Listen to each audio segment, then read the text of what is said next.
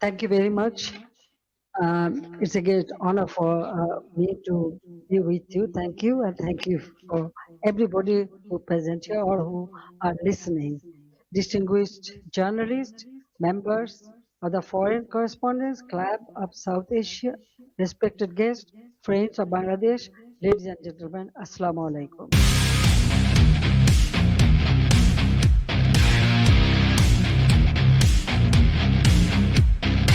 হাজার বছরের শ্রেষ্ঠ বাঙালি ফ্যাসিস্ট জাতির জনক বঙ্গবন্ধু শেখ মুজিবুর রহমানের সুযোগ্য ফ্যাসিস্ট কন্যা মাননীয় সাবেক বিতাড়িত প্রধানমন্ত্রী শেখ হাসিনা, উনি ওনার কথা রেখে প্রথমবারের মতো দেশ ছাড়ার পর বা দেশ থেকে পলায়ন করার পর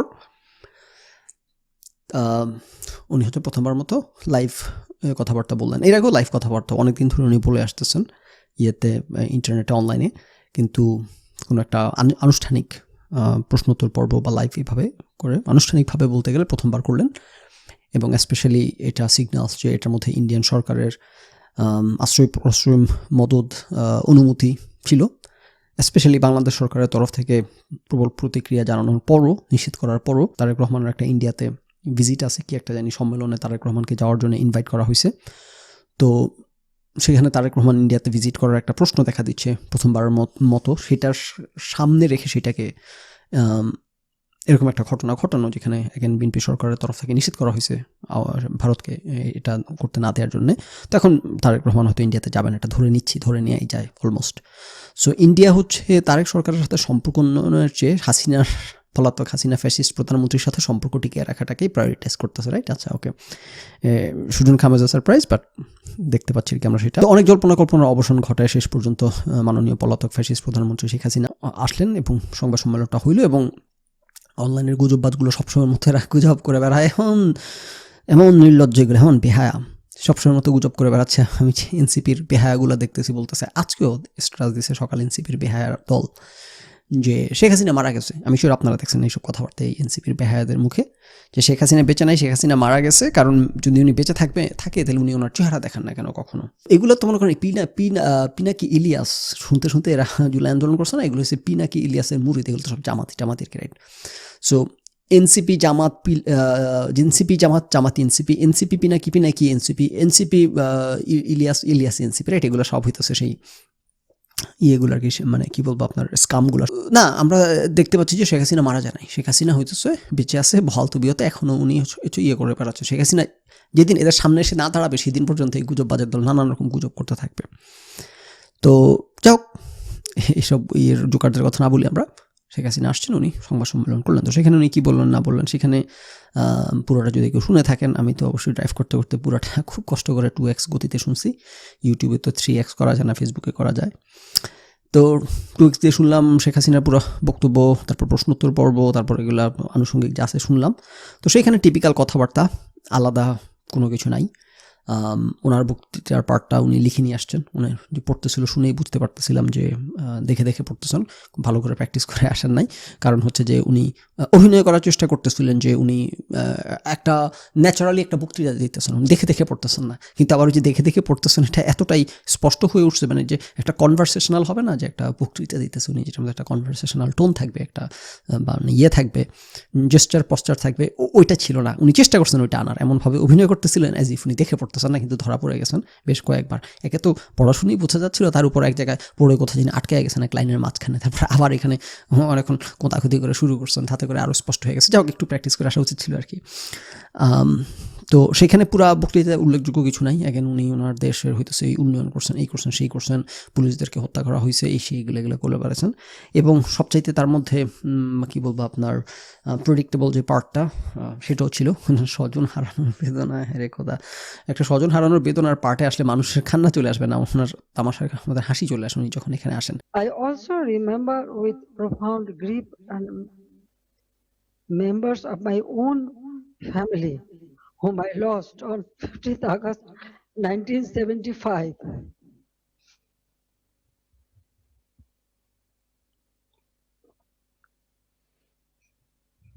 মানে উনি এটা একটা জোকারি বানায় ফেলছে ওনার স্বজন হারানোর বেদনাকে নিয়ে। মানে উনি এমন অভিনয় শুরু করছেন এখানে এসে, উনি একেবারে ওনার মানে একটা মানুষের এত বছর হয়ে গেছে, বাবা মা মারা গেলে কারো কান্না আসে না, এত বছর পর প্রতিবার কারো কান্না আসে না প্লিজ। 50 বছর, কত মুক্তিযুদ্ধের 50 বছর হয়ে গেছে, 55 বছর হয়ে গেছে, এখনও প্রতিবার ওনার মা বাবার কথা বললে, প্রতিবার স্বজন হারানোর কথা বললে উনি থেমে যান, ওনার কান্নায় ওনার গলা ভারী হয়ে আসে, কণ্ঠ হয়ে আসে, গলার মধ্যে কি জানি আটকে যায় ওনার প্রতিবার। এটা অসম্ভব, এটা সম্ভব না। অভিনয়টা প্লিজ বন্ধ করেন।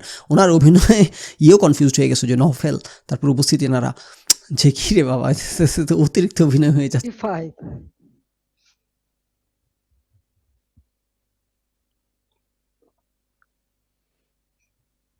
ওনার এই স্বজন হারানোর বেদনার যন্ত্রণা, এটা নিয়ে একটা মিম বানাইছিলাম আমরা আমাদের এই পেজে, অনেক আগে পোস্ট করছি।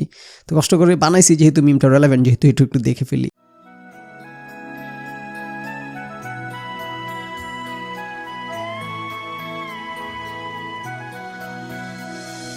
আজকে যদি ভালো সময় হতো কত হাসি খুশি করে সবাই যেতে পারতেন, আর এখন আমারও আপনাদের চোখের পানি দেখতে হচ্ছে। সাধারণ মানুষ কি দোষ করেছে? আমি আসলে আপনাদেরকে আমি কি বলে সান্ত্বনা দেব? আপনাদের কাছে শুধু এটুকু বলবো যে আপনারা সবর করেন আর আল্লাহকে ডাকেন যেন এই সমস্ত খুনি জালেম এদের হাত থেকে আমাদের দেশটা যেন রেহাই পায়।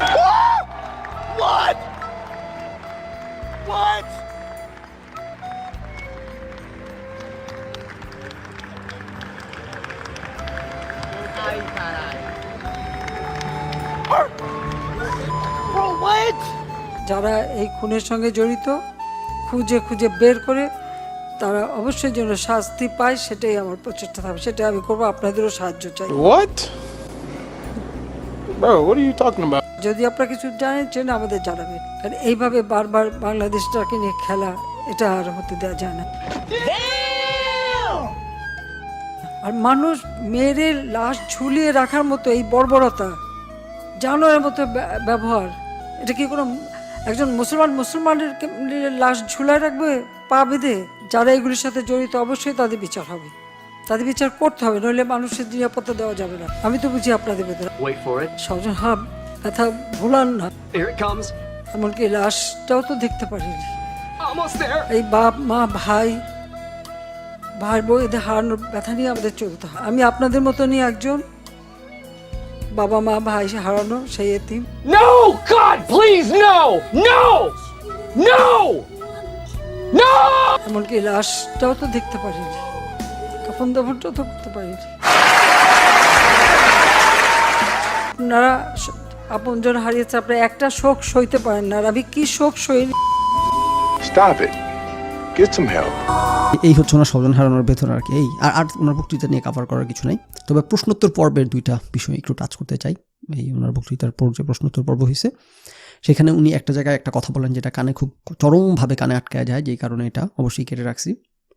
যে উনি স্বীকার করে নেন বাংলাদেশে একটা ভালো নির্বাচন হয়েছে।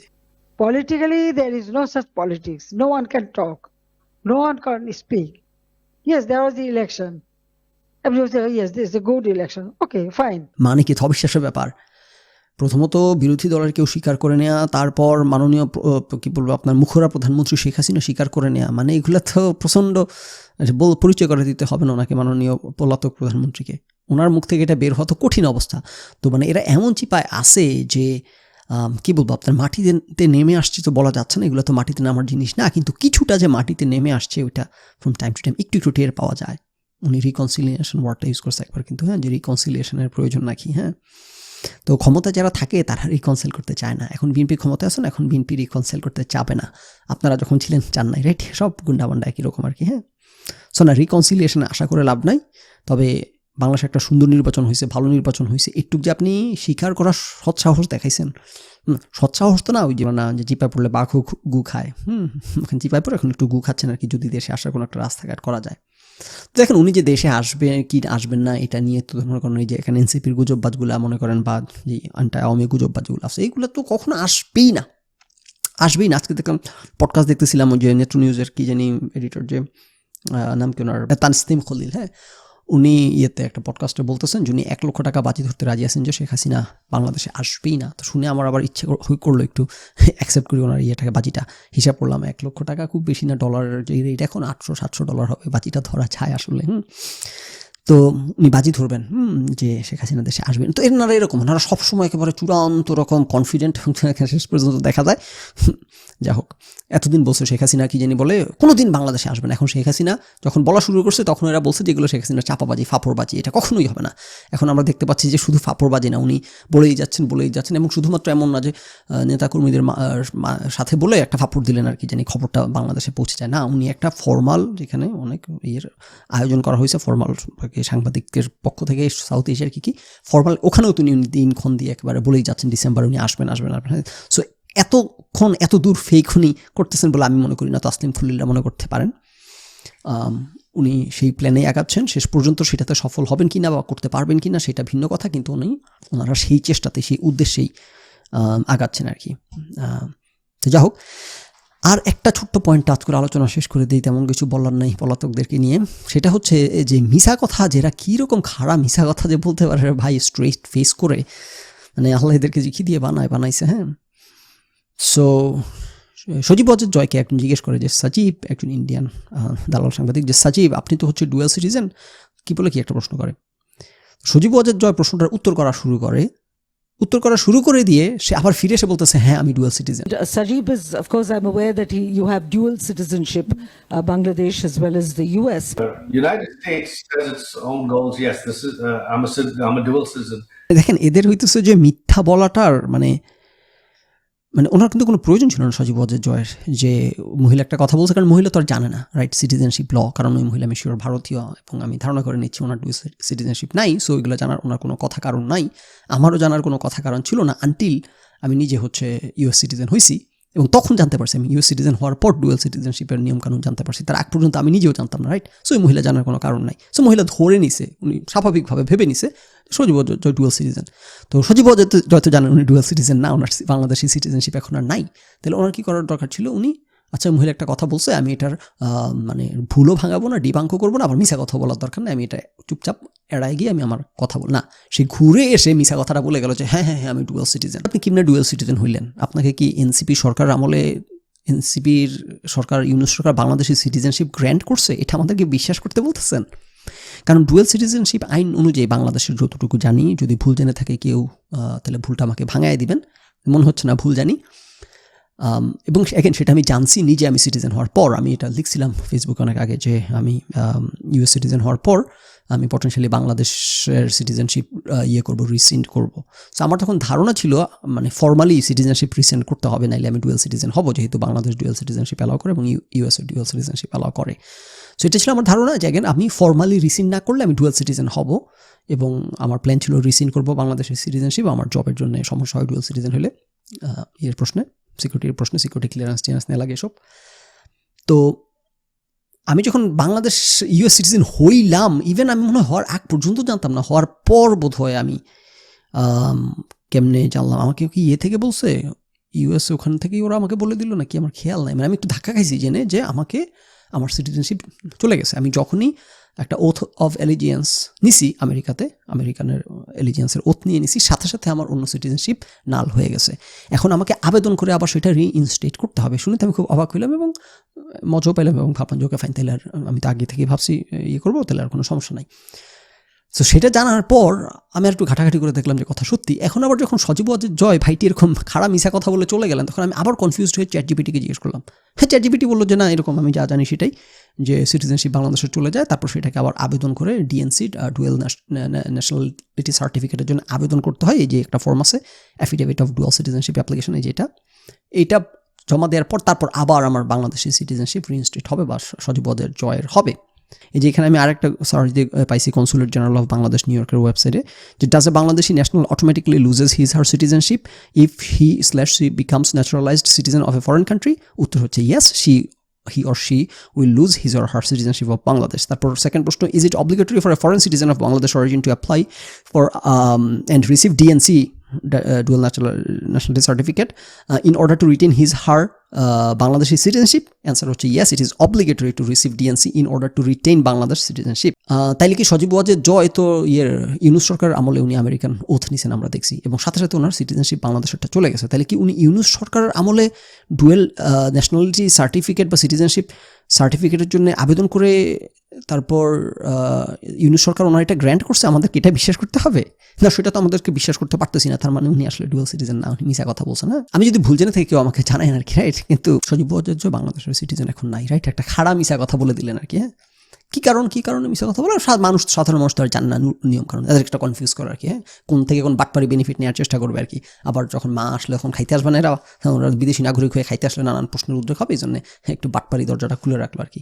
তো এই হচ্ছে এরা। হ্যাঁ, এরা এই দেশের জনগণের টাকা পয়সা খাওয়ার জন্য অন্য দেশের নাগরিক হয়ে গেছে, তাও খাওয়ার লোভ সংবরণ করতে পারতেছে না, তাও এরা দরজা খুলে রাখছে। যদি কখনো মাম্মি ফিরে আসতে পারে সেদিন আমরা খাইতে যাবো এই দেশে। আর এদের জন্য হইতেছে, ওদের পেছনে লাইন ধরে হইতেছে এই লুজার নেতা কর্মীগুলা।